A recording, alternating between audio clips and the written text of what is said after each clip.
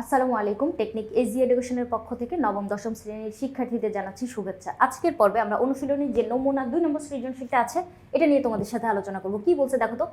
প্রভাত ছুটিতে গ্রামে গিয়ে একদিন নদীর তীরে ঘুরছিল। তার চোখে পড়ল পানিতে ভাসমান কচুরিপানা, কলমি ইত্যাদি উদ্ভিদ।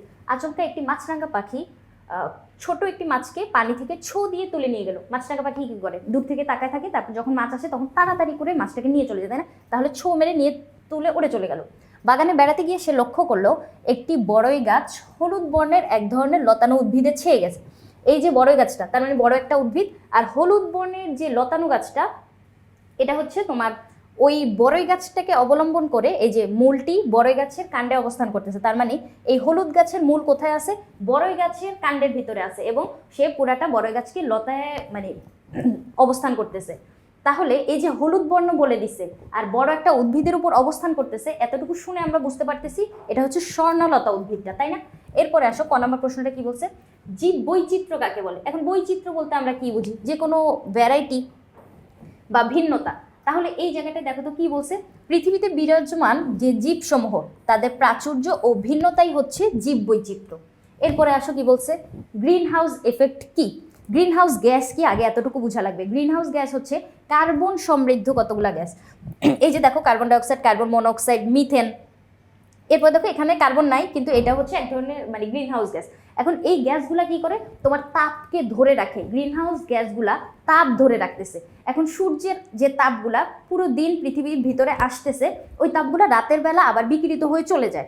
এখন এই যে তাপটা চলে যাবে, ওই সময় এই গ্রিন হাউস গ্যাসগুলা কি করতেছে, তোমার ওই তাপটাকে বের হয়ে যাইতে দিচ্ছে না এবং ধরে রাখতেছে তাপটাকে।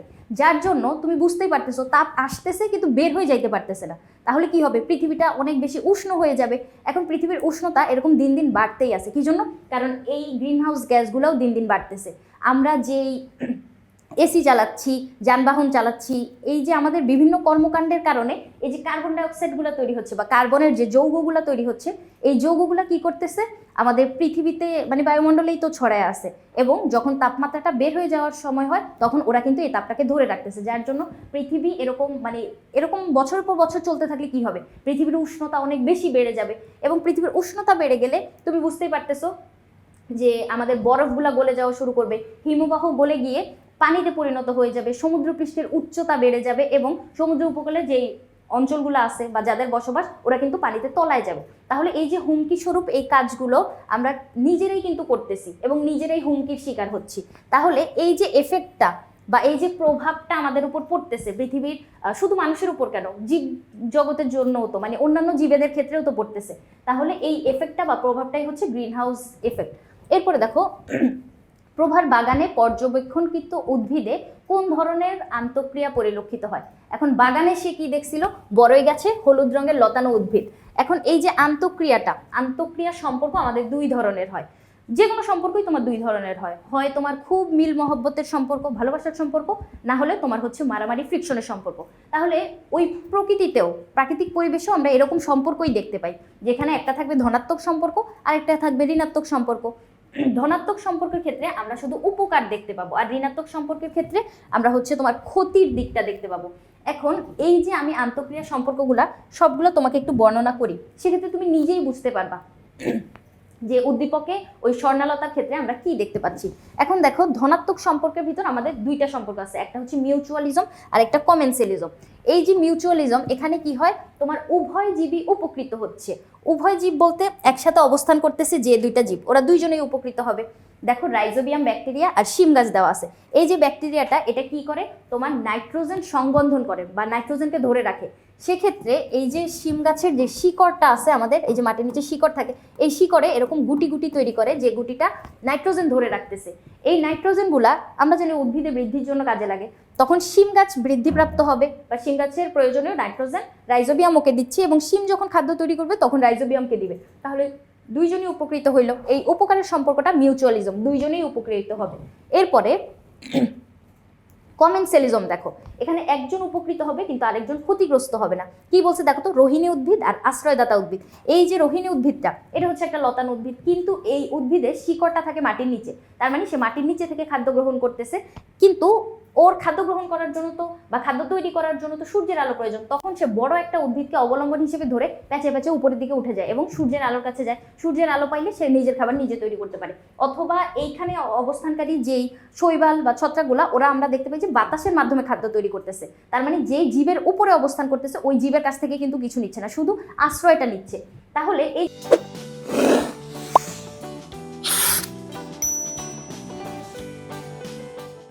কমেন্সেলিজমের ক্ষেত্রে দেখো রোহিণী উদ্ভিদটা উপকৃত হইল, কিন্তু বড় আশ্রয়দাতা উদ্ভিদটা কি আহামরি কোনো ক্ষতি হয়েছে না কিন্তু।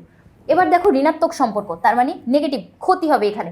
শোষণ, প্রতিযোগিতা আর অ্যান্টিবায়োসিস, তিনটা সম্পর্ক আছে। অ্যান্টিবায়োসিস আমরা ব্যাকটেরিয়ার ক্ষেত্রে দেখতে পাই। ব্যাকটেরিয়া যে কোনো রাসায়নিক পদার্থের উপস্থিতির কারণে সে নিজেকে গুটায় ফেলে, তার মানে সে তার সংখ্যা বৃদ্ধি করতে পারতেছে না, ব্যাকটেরিয়া এখানে ক্ষতিগ্রস্ত হচ্ছে। এরপরে দেখো প্রতিযোগিতা, আলো, বাতাস, পানি, খাদ্য এরকম জিনিসপাতির জন্য প্রতিযোগিতা হবে। এরকম বনে বসবাসকারী যে পশু পাখিগুলো, ওরা তো আর তোমার আমার মতো হচ্ছে কার সিজিপিএ বেশি, কে জিপিএ 5 পায় এরকম নিয়ে তো আর প্রতিযোগিতা করবে না। সেক্ষেত্রে ওদের ক্ষেত্রে আমরা আলো, বাতাস, খাদ্য, পানির প্রতিযোগিতা দেখবো। তাহলে যে বেশি তাড়াতাড়ি প্রতিযোগিতায় জিতে যাবে সে উপকৃত হবে, আর যে পারতেছে না সে তো ক্ষতিগ্রস্ত হচ্ছে, যার জন্য আমরা ক্ষতির সম্পর্কের ভিতর এই প্রতিযোগিতাটাকে দিলাম। এরপরে দেখো শোষণ। স্বর্ণালতার ক্ষেত্রে এটা হচ্ছে এক ধরনের চোষক অঙ্গ থাকে। স্বর্ণালতার চোষক অঙ্গটার নাম হচ্ছে হস্টোরিয়া। এই হস্টোরিয়া নামক চোষক অঙ্গের মাধ্যমে ও অন্য যে উদ্ভিদের উপরে অবস্থান করতেছে ওই উদ্ভিদের কাছ থেকে তোমার পুষ্টিগুলো শুষে নিয়ে নেয়। এবং এই যে স্বর্ণলতাটা, এটা দেখতে স্বর্ণের মতো হয়, হলুদ বর্ণের, চকচক করে। তাহলে ও বড় উদ্ভিদের উপরে অবস্থান করতেছে এবং তার কাছ থেকে পুষ্টি নিয়ে নিচ্ছে। ওর শিকড়টা কিন্তু মাটির ভিতরে থাকে না, বড় উদ্ভিদের কাণ্ড বা বড় উদ্ভিদের ভেতরে থাকতেছে। তাহলে বড় উদ্ভিদের কাছ থেকে ও পুষ্টি নিয়ে নিচ্ছে এবং এই জন্য আমরা দেখতে পাই এই যে বড় উদ্ভিদটা কিন্তু তখন ক্ষতিগ্রস্ত হচ্ছে, যার জন্য আমরা এখানে কি বলবো, স্বর্ণালতার যে সম্পর্কটা এটাকে আমরা ঋণাত্মকের ভিতরে দিব। তাহলে চলো এবার আমরা উদ্দীপকে যাই। কি বলছিল আমাদের, এই যে বড়ই গাছে হলুদ বর্ণের এক ধরনের লতানো উদ্ভিদ ছেয়ে গেছে, যার মূলটি বড়ই গাছের কাণ্ডের মধ্যে। তাহলে তুমি বুঝতেই পারতেছো এই স্বর্ণলতা ওই বড়ই গাছের থেকে পুষ্টি উপাদানগুলো নিয়ে নিবে। স্বর্ণলতা নিজের খাবার নিজে তৈরি করতেছে না, পুষ্টি উপাদান ওই যে বড় গাছটার চুষে নিয়ে নিচ্ছে, চোষক অঙ্গের মাধ্যমে নিয়ে নিচ্ছে। তাহলে এই যে উদ্ভিদ কোন ধরনের আন্তঃক্রিয়া আমরা দেখলাম, এইখানে আমরা দেখলাম ঋণাত্মক আন্তঃক্রিয়া, তাই না? নেগেটিভ আন্তঃক্রিয়ার যে শোষণ সম্পর্কটা, শোষণটা আমরা এখানে দেখলাম, কারণ সে শুষে নিয়ে নিচ্ছে। তাহলে এই কথাবার্তাগুলাই আমরা এই জায়গাটায় দিব। এরপরে নদীর তীরে প্রভার পর্যবেক্ষণকৃত উদ্ভিদ ও প্রাণীগুলো পরিবেশে কিভাবে ভূমিকা পালন করে। উদ্ভিদ আর প্রাণী কি কি দেখলো সে নদীর তীরে? সে দেখলো হচ্ছে পানিতে ভাসমান কচুরিপানা, কলমি এবং ওই যে মাছরাঙা যে মাছ নিয়ে যাচ্ছে। এই সম্পর্কগুলা, এই যে উদ্ভিদ আর প্রাণীগুলা পরিবেশে কিভাবে ভূমিকা রাখতেছে। ঠিক আছে, চলো আমরা একটু দেখি পরিবেশে ওরা কিভাবে ভূমিকা রাখে। এখন দেখো নদীর তীরে প্রভার পর্যবেক্ষণকৃত এই যে উপাদানগুলা, এগুলা নিয়েই হচ্ছে আমাদের বাস্তুতন্ত্র গড়ে ওঠে। বাস্তুতন্ত্রের ভিতরে আমরা কি দেখতে পাই, কোনো একটা উদ্ভিদ, কোনো একটা প্রাণী এবং তাদের ভিতরে যে আন্তঃক্রিয়া সম্পর্কগুলা। এখন দেখো নদীর তীরে প্রভার পর্যবেক্ষণকৃত উপাদানগুলো নিয়ে যে বাস্তুতন্ত্র গড়ে উঠেছে, পরিবেশে তা বিশেষ ভূমিকা পালন করে। পরিবেশের উপাদানগুলো পরস্পরের সাথে অঙ্গাঙ্গিভাবে সম্পর্কযুক্ত। পরিবেশের প্রতিটা প্রাণী, প্রতিটা উদ্ভিদ, প্রতিটা অণুজীব, যেটাই বলো, কোনো কিছুকে কিন্তু আমরা ফালাতে পারবো না, একজন আরেকজনের উপর প্রভাব বিস্তার করতেছে। তাহলে যেখানে বিভিন্ন উদ্ভিদ ও প্রাণী পারস্পরিক সম্পর্কের মাধ্যমে পরিবেশের ভারসাম্য রক্ষা করে, অবশ্যই তাদের এই সম্পর্কটা আমাদের পরিবেশের ভারসাম্য রক্ষা করতেছে বা জীব বৈচিত্র্যটাকে ধরে রাখতেছে। সেক্ষেত্রে উদ্দীপকে ভাসমান যে কচুরিপানা, কলমি জাতীয় উদ্ভিদ বাস্তুতন্ত্রের উৎপাদক হিসেবে কাজ করতেছে। আমরা জানি এই যে বাস্তুতন্ত্রে সম্পর্কগুলা, এগুলো আমরা খাদ্য শৃঙ্খল, খাদ্য জালের মাধ্যমে যখন বর্ণনা করতে যাই, সেক্ষেত্রে আমাদের প্রথমে উৎপাদক লাগে, তার মানে যে নিজের খাবার নিজে তৈরি করতে পারতেছে। সূর্য শক্তিকে উৎপাদকগুলা আবদ্ধ করে রাখতে পারে, বা সূর্য শক্তিকে ওই উৎপাদকটা, ওখান থেকেই হচ্ছে আমাদের ফ্লোটা শুরু হয়। মানে উৎপাদক যখন সূর্য শক্তিটাকে ধরে রাখতেছে, ওখান থেকে পরবর্তীতে খাদক যে গ্রহণ করতেছে সে সূর্য শক্তিটা পাচ্ছে, তারপরে ওই প্রাণীটাকে যে খাদ্য হিসেবে গ্রহণ করতেছে সে ওই সূর্য শক্তিটা পাচ্ছে। এভাবে সূর্য শক্তি কিন্তু প্রবাহিত হয়ে চলে যাচ্ছে। তাহলে এই যে উৎপাদকটা, এই উদ্ভিদগুলা, এই যে কচুরিপানা, এই যে কলমি উদ্ভিদ, ওরা উৎপাদক হিসেবে কাজ করতেছে। এগুলো কি হইলো, এইগুলো হচ্ছে উৎপাদক। এখন উৎপাদক যে পদার্থগুলা বা উপাদানগুলা, উৎপাদক যে জীবগুলা, ওরা কি করতেছে, ওদেরকে খাদ্য হিসেবে গ্রহণ করতেছে আমাদের প্রথম স্তরের খাদক। প্রথম স্তরের খাদককে আবার খাদ্য হিসেবে গ্রহণ করবে আমাদের দ্বিতীয় স্তরের খাদক। এভাবে তোমার পানিতে বসবাস করা বা ডাঙায় বসবাস করা জীবগুলা এরকম খাদ্য হিসেবে একজন একজনকে গ্রহণ করতেছে। এই যে ভেসে থাকা কচুরিপানাটা, এই উদ্ভিদ পানিতে অক্সিজেনের ভারসাম্য রক্ষা করে। কিভাবে, ওই যে এই কচুরিপানাটা যখন খাদ্য তৈরি করবে তখন সে কি করতেছে, তখন সে কিন্তু ওই যে কার্বন ডাইঅক্সাইড গ্রহণ করতেছে বা অক্সিজেন ত্যাগ করতেছে, তখন অক্সিজেনের ভারসাম্যটা পানিতে বজায় রাখতেছে। অতিরিক্ত পানিতে থাকা যে পুষ্টি উপাদানগুলো ওগুলো শোষণ করে পানি কিছুটা পরিচ্ছন্ন রাখতে সাহায্য করতেছে। আবার ছোট মাছ কি করতেছে, প্রথম স্তরের খাদক হিসেবে কাজ করতেছে। ছোট মাছ এটা হচ্ছে পানিতে ভাসমান যে জু প্লাঙ্কটনগুলো থাকে ওই প্লাঙ্কটনগুলোকে খাদ্য হিসেবে গ্রহণ করে। এখন ওই প্লাঙ্কটনকে যারা খাচ্ছে ছোট মাছগুলা, তখন ওদেরকে আমরা বলবো প্রথম স্তরের খাদক। ওকে আবার যে বড় মাছগুলো খাবে তাকে বলবো দ্বিতীয় স্তরের খাদক। আবার মাছরাঙা যে ছোট মাছটাকে ছো মেরে নিয়ে গেলো, মাছরাঙাকেও কিন্তু আমরা তাহলে দ্বিতীয় স্তরের খাদক বলতে পারতেছি।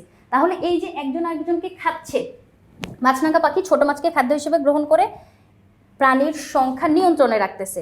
ফলে পরিবেশের ভারসাম্য রক্ষা হয়, বিপুল সংখ্যক জীবের তৎপরতার মধ্য দিয়ে পরিবেশের এই ভারসাম্যটা প্রতিষ্ঠিত হয়। যদি মাঝখান দিয়ে একটা জীব কমে যাইত, ধরো ছোট মাছের সংখ্যা কমে গেছে, সেক্ষেত্রে ছোট মাছকে খাদ্য হিসেবে যারা গ্রহণ করতেছিল, ধরো এই যে তোমার মাছরাঙা পাখিটা অথবা বড় মাছগুলা, তাদের কিন্তু খাদ্যের অভাব দেখা দিত। সেক্ষেত্রে এই যে একটা প্রাণীও যদি পৃথিবী থেকে বা জীব বৈচিত্র্য থেকে যদি বিলুপ্ত হয়ে যায়, সেক্ষেত্রে অন্য প্রাণীগুলোর উপর কিন্তু এটার এফেক্ট পড়বে, অন্য প্রাণীগুলোর খাদ্যের সংকট দেখা দিবে। এখন এই যে খাদ্যের সংকট যখন একজনের দেখা দিবে, তার সংখ্যা কমে যেতে থাকবে, কারণ খাদ্যের অভাবে তো প্রাণীরা বাঁচতে পারবে না। সেক্ষেত্রে আবার ওকে যে খাদ্য হিসেবে গ্রহণ করবে তার সংখ্যা আবার কমে যাবে। তাহলে একজন আরেকজনের উপর কিন্তু প্রভাব বিস্তার করতেছে। তাহলে ওই যে উদ্দীপকের যেই উদ্ভিদ যে প্রাণীগুলো আমরা দেখলাম, ওরা সবাই কিন্তু একজন আরেকজনের উপর নির্ভর করতেছে। পরিবেশের সব কিছু মিলেমিশেই হচ্ছে আমাদের জীব বৈচিত্র্যটা, সব কিছু মিলেমিশেই হচ্ছে আমাদের ভারসাম্যটা বজায় থাকে। তাহলে এই যে ভারসাম্য বজায় রাখার জন্য বা জীব বৈচিত্র্য বজায় রাখার জন্য এই প্রতিটা জীবই হচ্ছে গুরুত্বপূর্ণ, এটা আমরা বলতে পারতেছি। তাহলে এই প্রশ্ন এরকমই, মানে এটা তোমরা চারপাশে তাকালেই হচ্ছে দেখতে পারবা এই সম্পর্কগুলা, কে কার উপর প্রভাব বিস্তার করতেছে, কে কার সংখ্যা কমে গেলে কি হচ্ছে, এগুলো কিন্তু আমরা চারপাশে তাকাইলেই দেখতে পাই। বায়োলজির পড়াশোনাগুলো আমরা জীবনের সাথে এভাবে কোরিলেট করতে পারতেছি। আশা করি তোমাদেরকে বুঝাইতে পারছি। পরবর্তী পর্ব দেখার আমন্ত্রণ রইল। ধন্যবাদ সবাই।